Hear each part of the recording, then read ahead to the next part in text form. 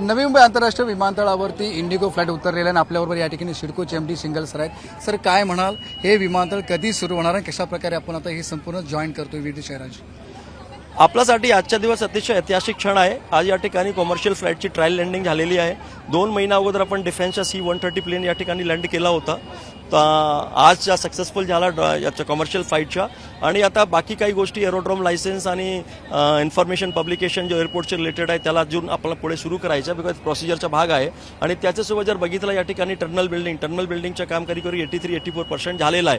तो येणारा जो आपण 3-4 महिन्यामध्ये आपण बाकीच्या गोष्टी कंप्लीट करून आपल्याला असं वाटतं जो आम्ही या ठिकाणी अदानी एअरपोर्ट आणि बाकीच्या लोकांनी आणि आम्ही सब मिळून जो नियोजन केलेलं आहे, एक 17 एप्रिलपर्यंत हे सर्व गोष्टी आपण या ठिकाणी पूर्ण करू शकेल. आता याच्यासोबत आपण एक प्रश्न जरा विचारला की ट्रान्सपोर्टची फॅसिलिटी काय असणारच आहे.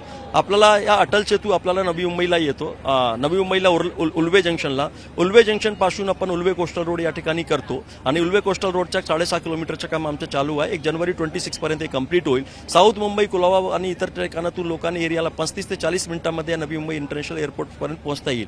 त्यासोबत राज्य शासनाची सूचनाप्रमाणे छत्रपती शिवाजी इंटरनॅशनल एअरपोर्ट आणि नवी मुंबई इंटरनॅशनल एअरपोर्ट दोघांमध्ये पण एक मेट्रोचा प्रोव्हिजन केलेला आहे. ते आपण DPR आपण गव्हर्नमेंटच्या मान्यतेसाठी पाठवलेला आहे. मान्यता मिळाल्याच्या नंतर त्याच्या पुढच्या प्रोसिजर आपण लवकरच सुरू करू. त्यामध्ये हा जो लाईन 8A आहे, ज्याला आपण दोघे एअरपोर्टच्या बीचच्या, ते that will be connected to the existing metro line. त्यामध्ये कुलाबा सिप जानेवाली ते लाईन 3 आहे, किंवा दहिसरपासून अंधेरीपर्यंत येणारी लाईन 7 आणि 2A आहे. त्याच्यासोबत लाईन 11 कल्याण आणि तलोजाच्या आहे, किंवा आमची 1A लाईन आहे पेंडार आणि तलोजाची. हे सर्व लाईन यामध्ये कनेक्ट येणार आहे. त्याच्याच यामुळे आपण साऊथ मुंबईसोबत इव्हन वेस्टर्न मुंबईच्याही आपला ट्रॅफिक मिळेल, MMR रिजनच्याही ट्रॅफिक मिळेल, पुणे आणि आजूबाजूच्या रिजनच्याही ट्रॅफिक मिळेल. आणि आपली या ठिकाणाची कॅपॅसिटी जो existing Chhatrapati Shivaji international airport आहे त्यापेक्षा दुप्पट आहे. तो त्यामुळे लोकांना या ठिकाणी काही फ्लाईटला जो लँडिंग मिळत नाही जुने एअरपोर्टला, या ठिकाणी सर्व फ्लाईटला लँडिंग मिळाल्यामुळे लोकांसाठी या रिजनमध्ये खूप चांगली सोय होणार आहे. सर, वर्षाला किती प्रवासीतून प्रवास करतील आणि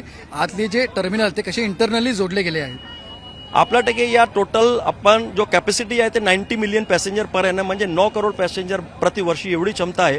पण या ठिकाणी आपण 4 टप्प्यामध्ये हे डेव्हलप करणार आहोत. त्यामध्ये टर्मिनल 1, 2, 3, 4 सुरुवातीला आपण टर्मिनल 1 करतो, त्याची क्षमता 2 करोड पॅसेंजर पर एनम आहे आणि 0.8 मिलियन मेट्रिक टन कार्गोची आहे. तो आपण आता यामध्ये अत्याधुनिक सुविधा मॉडर्न फॅसिलिटी यामध्ये आपण ठेवण्यात आलेली आहे. त्यामध्ये महत्त्वाच्या, आपण सपोज कोणाची फ्लाईट टर्मिनल 3 वरून असेल आणि टर्मिनल 1लाही आला तरी सुद्धा टर्मिनल 1लाही चेक इन करू शकेल. आणि टर्मिनल 1 ते terminal 3 APM automatic passenger movement आहे, एक लहान ट्रेन सारखी असणार, जो की अंडरग्राऊंड म्हणजे रनवेच्या खाली आपण जाणारच आहे. ते फॅसिलिटी आपण या ठिकाणी करणारच आहोत. असं सारखी मॉडर्न फॅसिलिटी या ठिकाणी दिलेली आहे. त्याच्यासोबत या ठिकाणी वॉटर ट्रान्सपोर्ट आपण सुरू करणार आहोत. आपल्याकडे जेटी उपलब्ध या ठिकाणी पाण्याचे आपला क्रीक आहे, क्रीक म्हणून आपण वॉटर जेटी सुद्धा उपलब्ध करणार आहोत. जसं आपला हाँगकाँग आणि सिंगापूरमध्ये सारखी फॅसिलिटी आहे, तसं सारखा तुम्हाला आता मेट्रो आहे, रेल आहे आणि त्याच्यासोबत तुमच्या रोड वाहतूक आहे आणि तुम्हाला जल वाहतूक, ही सर्व सुविधा आपल्याला उपलब्ध होणारच आहे. सर, प्रवाशांबरोबर या ठिकाणी ॲग्रिकल्चर सुद्धा मोठं बेनिफिट मिळणार आहे याच्यामुळे कार्गो? नाही, डेफिनेटली आता या एअरपोर्टचं जर तुम्ही लोकेशन बघितलं, one of the most strategic location आहे. कारण तुमच्या या ठिकाणी एअरपोर्ट, एक बाजूला तुमच्या एक्सप्रेसवे, दुसऱ्या बाजूला तुम्ही काही अंतरावर तुमचं JNPT आहे. तर तुम्हाला या ठिकाणून JNPT बंदरावर जाण्याची सोय आहे, किंवा बाय एअर तुम्हाला ते कार्गोची सुविधा आहे. जर कार्गोची आपल्याला सुविधा उपलब्ध असेल तर एअर जो तुमच्या ॲग्रिकल्चर प्रोड्यूस आहे किंवा इतर तुम्हाला आहे तर पटकन आपल्याला ट्रान्सपोर्ट होऊ शकेल. तर निश्चितमुळे यामुळे लोकांना मोठ्या प्रमाणावर या ठिकाणी या गोष्टीचा फायदा होणारच आहे. ग्रीन एनर्जी असेल किंवा एन्व्हायरमेंटल एनर्जी असेल, सोलर सुद्धा मोठ्या प्रमाणात वापर करण्यात येणार आहे. हो, सोलर मी तुम्हाला म्हटलं होतं सुरुवातीला की या ठिकाणी सर्व मॉडर्न फॅसिलिटी आहे.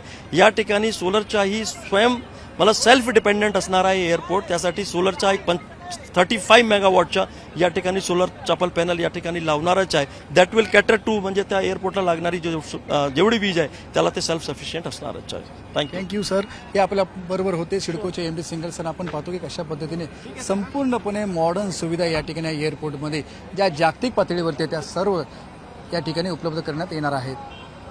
कॅमेरामॅन विनय राजभरसह विनायक पाटील, ABP माझा, नवी मुंबई. ABP माझा, उघडा डोळे बघा नीट.